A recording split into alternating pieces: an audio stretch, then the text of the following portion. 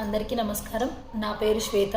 మీరందరూ ఆనందంగా, ఆరోగ్యంగా, ఐశ్వర్యంతో ఉండాలని మనస్ఫూర్తిగా కోరుకుంటున్నాను. నేనిప్పుడు భగవద్గీత ప్రథమ అధ్యాయంలోని 26వ శ్లోకాన్ని మీకు పాడి వినిపించబోతున్నాను. తత్ర పశ్యత్ స్థితాన్ పార్థః పితృనథా పితామహాన్ ఆచార్యన్ మాతులాన్ భ్రాతॄన్ పుత్రాన్ పౌత్రాన్ సఖీంస్తథా శ్వశురాన్ సుహృదచ్చైవ సేనయోరుభయోరపి.